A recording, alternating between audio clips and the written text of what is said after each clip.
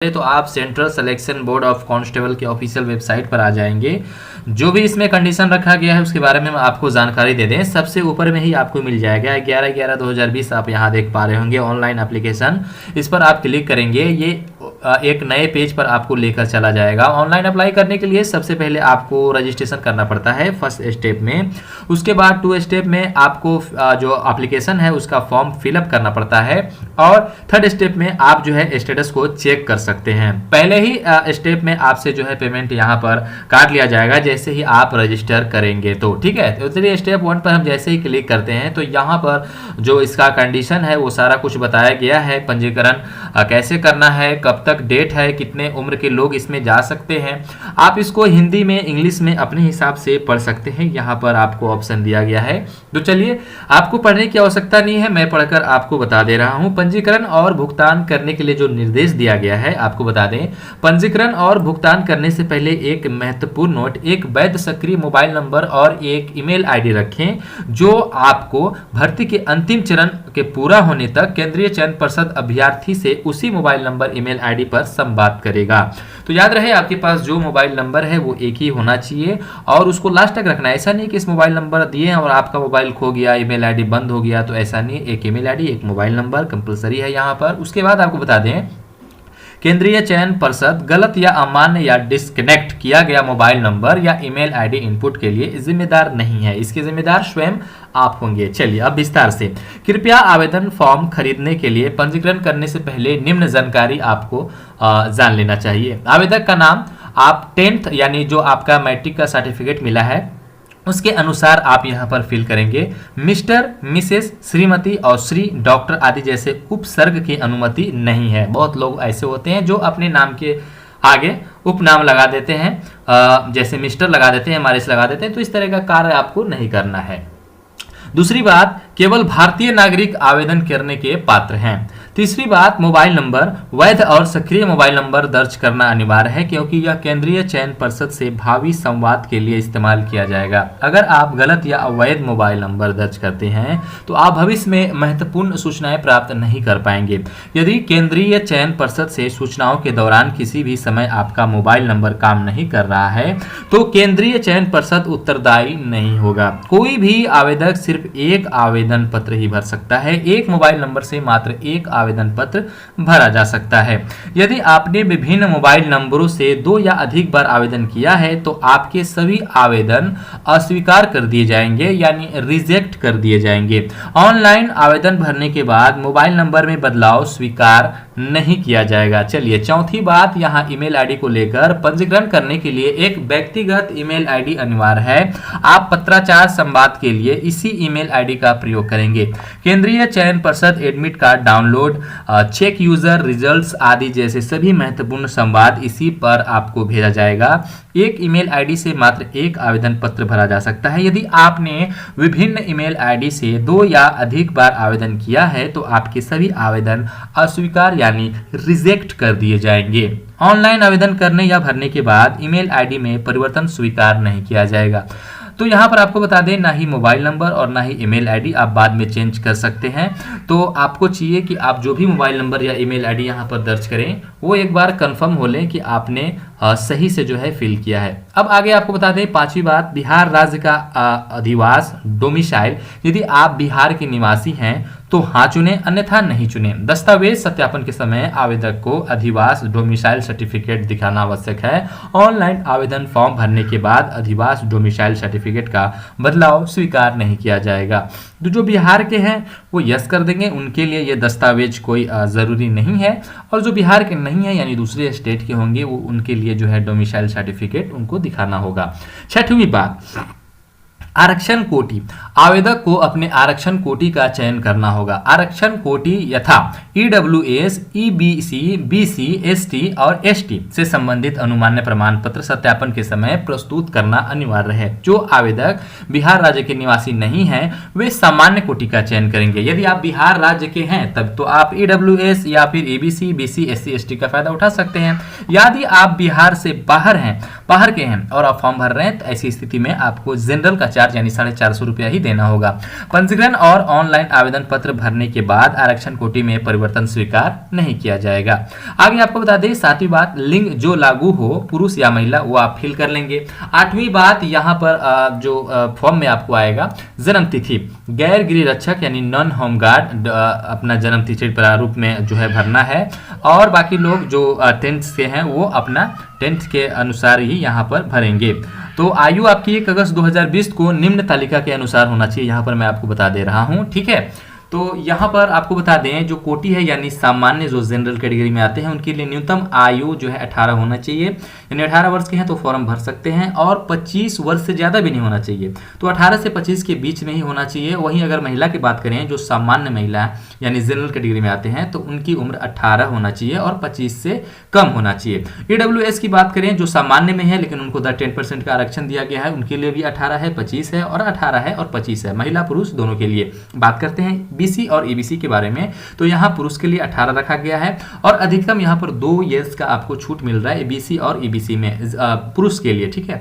और महिला के लिए 18 वर्ष रखा गया है न्यूनतम, और जो अधिकतम मिल रहा है वहाँ 28 मिल रहा है, यानी 3 वर्ष का इसमें भी आपको महिला को छूट मिल रहा है EBC वालों और PC वालों को। वही बात करें अगर SC ST की, तो यहाँ पर पुरुष 18, जो न्यूनतम आयु 18 वर्ष से कम नहीं होना चाहिए, वो भर सकते हैं, और अधिकतम देखिए 30 तक यहाँ भर सकते हैं। आपका अगर 30 ईयर्स भी है तब भी SC ST वाले जो कैंडिडेट हैं वो यहाँ पर भर सकते हैं, चाहे वो पुरुष हो चाहे वो महिला हो। तो यहाँ पर आपको छूट दिया गया है, मान के चलिए यहाँ पर आपको 5 साल का छूट दिया गया है, 25 जो जनरल का है, और यहाँ पर 5 साल आप लोगों को छूट दिया गया है। तो आप लोग तो फॉर्म भरने से एकदम चूक मत रहिए और जल्दी से फॉर्म जो है अप्लाई कर दीजिए, ठीक है। ऐसा मौका बार बार नहीं आता। बिहार राज्य के गृह रक्षक, ये गृह रक्षक वालों के लिए है, जो गृह रक्षक रह चुके हैं उनके लिए बताया गया है। सामान्य 18 है, अधिकतम 30 है, न्यूनतम 18 है और अधिकतम 30 है, तो इनके लिए भी छूट यहाँ पर दिया गया है। EWS 18, अधिकतम 30, और महिला 18 और अधिकतम जो है 30। वही BC EBC 18 और अधिकतम 32, और न्यूनतम है होगा महिला 18 और अधिकतम 33।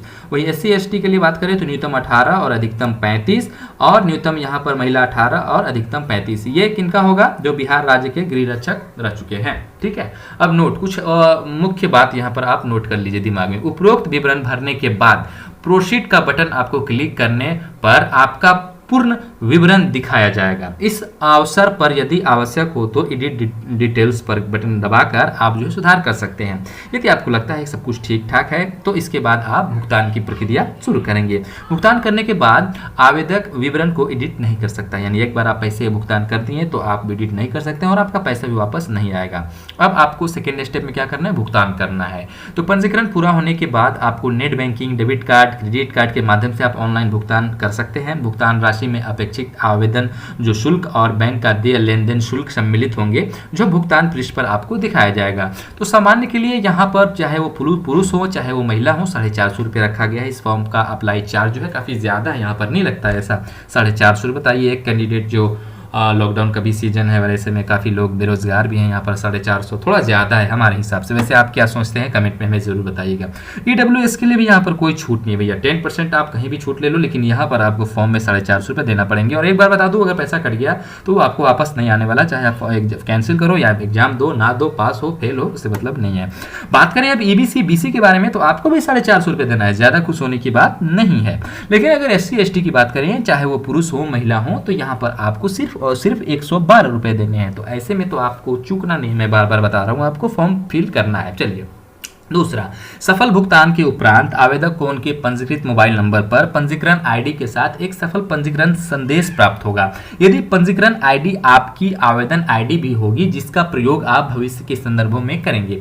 आवेदक को भुगतान करते समय सावधानी बरतनी चाहिए। एकल पंजीकरण के लिए कई भुगतानों से बचना चाहिए। किसी भी मामले में सफल पंजीकरण के बाद आवेदन शुल्क राशि लौटाई नहीं जाएगी। ये बात मैं आपको फिर से दोहरा रहा हूँ। पांचवी बात, भुगतान करने के बाद पंजीकरण फॉर्म में कोई परिवर्तन नहीं किया जा सकता है, इसलिए भुगतान करने से पहले आवेदक जो है सभी विवरणी की अच्छी तरह से जांच कर लें। छठी बात, अगर बिजली या इंटरनेट की विफलता या बैंक लिंक की धीमी गति के कारण राशि की कटौती हो जाती है और आवेदक को सफल पंजीकरण संदेश नहीं मिल पाता है, तो शुल्क राशि 7 कार्य दिवस के बाद पेमेंट गेटवे द्वारा लौटा दिया जाएगा। सातवीं बात, आवेदन भरने की अंतिम तिथि के बाद किसी भी परिस्थिति में आवेदन स्वीकार नहीं किया जाएगा। आवेदकों को सलाह दी जाती है कि आवेदन के लिए अंतिम तिथि का इंतजार न करें और पहले ही आवेदन सुनिश्चित कर लें।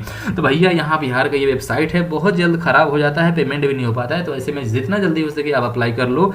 अब पंजीकरण जो है रद्दीकरण के बारे में आपको थोड़ा सा जानकारी दे दें। यदि आपने गलत विवरण के साथ पंजीकरण और भुगतान किया है तो आप ऐसे में विवरण को एडिट नहीं कर सकते हैं।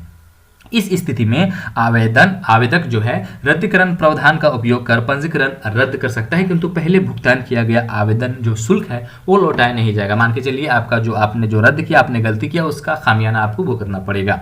नए पंजीकरण के लिए पुनः आवेदन शुल्क आपको फिर से देना होगा। दूसरी बात, पंजीकरण रद्द करने के दिशा निर्देश क्या हैं? सबसे पहला, पंजीकरण रद्द करने के लिए आपको वेबसाइट पर जाना पड़ेगा http://apply.com पर जाएं और व्यू एप्लीकेशन स्टेटस पर क्लिक करें। दूसरा, अपने पंजीकरण आईडी या मोबाइल नंबर और जन्म तिथि दर्ज करें और सबमिट बटन पर क्लिक करें। तीसरा, सबमिट बटन पर क्लिक करने के बाद आवेदक के विवरण और कैंसिल रजिस्ट्रेशन बटन दिखाई देगा, आपको कैंसिल रजिस्ट्रेशन बटन पर क्लिक करना होगा। चौथी बात, क्लिक करने के बाद आवेदक को उनके पंजीकृत मोबाइल नंबर पर वन टाइम पासवर्ड ओटीपी भेज दिया जाएगा। पांचवी बात यहां पर आपको बता दें, आवेदक ओटीपी दर्ज कर कैंसिल बटन पर क्लिक करेंगे तो उनका पंजीकरण रद्द कर दिया जाएगा।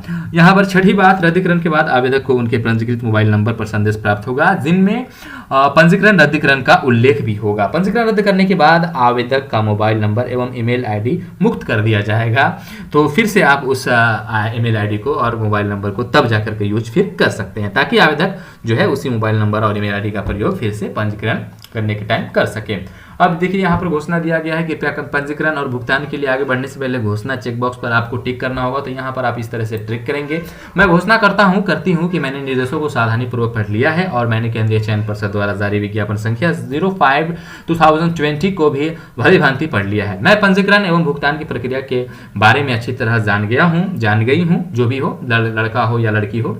जब भी केंद्रीय चयन पर्षद मेरे द्वारा दिए गए विवरण की पुष्टिकरण मांगेगा, मैं जो है निर्देशानुसार आवश्यक सभी संबंधित दस्तावेजों को प्रस्तुत करूंगा या करूंगी। मैं घोषणा करती हूं कि कोई डुप्लीकेट या समान विवरण का अतिरिक्त आवेदन नहीं भरूंगी। मैं यह जानती हूं कि यदि मेरे द्वारा दी गई जानकारी सही साबित नहीं हुई तो मेरा आवेदन पत्र जो है रद्द कर दिया जाएगा और कानून के अनुसार मुझे परिणामों का सामना भी करना पड़ेगा। तो बड़े ही आसानी तरीके से हमने आपको पूरा फॉर्म भरने का जो है स्टेप बता दिया। अब आप क्या करेंगे, प्रोसीड टू पेमेंट पे क्लिक करेंगे। अब यहाँ पर आपको सबसे पहले रजिस्ट्रेशन करना होगा। यहाँ पर आप अपना फर्स्ट नेम डालेंगे, मिडिल नेम डालेंगे, सर नेम डालेंगे, ठीक है। उसके बाद मान लीजिए राजू कुमार है आपका, राजू कुमार, तो आप यहाँ पर डालेंगे फर्स्ट नेम में राजू और यहाँ पर आप सर नेम में कुमार डाल देंगे, ठीक है।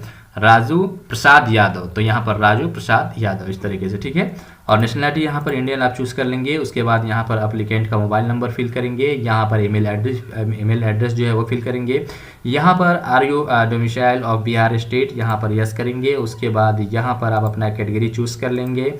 उसके बाद यहाँ पर आप अपना जो है जेंडर सेलेक्ट कर लेंगे। उसके बाद यहाँ पर डेट ऑफ बर्थ पे जो है अपने हिसाब से यहाँ पर आप चूज कर लीजिएगा। मंथ यहाँ इस तरह से हो गया, इस तरह से यहाँ पर ईयर्स हो गया, ठीक है। इस तरह से ईयर्स आप चूज कर लीजिएगा। और यहाँ पर आर यू होमगार्ड, तो इसको आप अगर होमगार्ड होंगे, रह चुके होंगे तो यस, नहीं तो नो पर क्लिक करके आपको प्रोसीड वाले बटन पे क्लिक करना है। अब सारा कुछ यहाँ पर आपको जो है एप्लीकेशन में दिख जाएगा। यहाँ पर ऊपर में सारा कुछ नाम वगैरह आपने जो फिल किया भरा।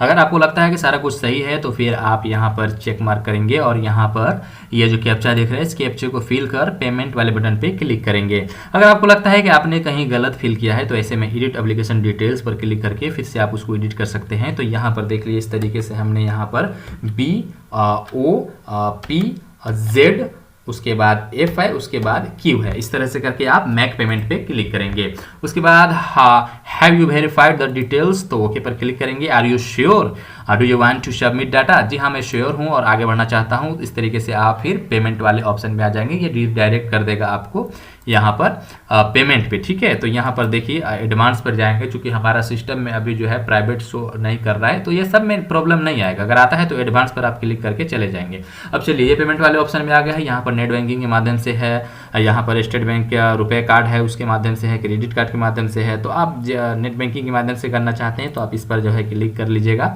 और यहाँ पर अपना यूजर नेम पासवर्ड डाल करके लॉगिन बटन पे क्लिक कर दीजिएगा और आपका जो है पेमेंट हो जाएगा। पेमेंट हो जाने के बाद आपको एक रजिस्ट्रेशन नंबर जो है मिल जाएगा और उसके बाद रजिस्ट्रेशन नंबर मिल जाने के बाद वहीं पर आपको प्रोसीड का बटन देखने को मिलेगा, उसको क्लिक करके आप वहाँ पर जो एप्लीकेशन फॉर्म है उसको सबमिट कर दीजिएगा। एक फोटो स्कैन कर लीजिएगा, कलर फ्रेश फोटो और एक हिंदी में सिग्नेचर और एक इंग्लिश में सिग्नेचर। बाकी नाम है, पिता का पता है, पिता है, उसके बाद ग्राम है, अपने गांव का पता है और मैट्रिक कहाँ से आपने कौन सा बोर्ड से पास किया, वही सब है। एकदम आसान है। तो मेरा जो है उम्र यहाँ पर नहीं है उस तरीके से जो मैं यहाँ पर फॉर्म को फिल कर सकूँ और मुझे ये ज़रूरत भी नहीं है इस फॉर्म को फिल करने के लिए। ठीक है, तो आपको बता दें कि आप जो है आराम से कर लीजिए और इसके बाद मैं अगर फिर भी आप कहीं फंसते हैं, आपको नहीं समझ में आता है तो नीचे आप कमेंट कर दीजिए। किसी और का फॉर्म अगर मेरे पास आता है तो मैं उसको भर दूंगा, या फिर जहां भी आपको दिक्कत लगता है आप हमें इंस्टाग्राम, ट्विटर, फेसबुक पर मैसेज करके हमसे पूछ सकते हैं। आई होप, आशा करता है ये वीडियो आपको पसंद आया होगा। पसंद आया वीडियो कर जल्दी से लाइक, हमारे चैनल पर चैनल को सब्सक्राइब कर बेल आइकन प्रेस कर दीजिए। नेक्स्ट वीडियो को फेस टू फेस के साथ, तब तक के लिए विदा दीजिए। Take care and bye bye.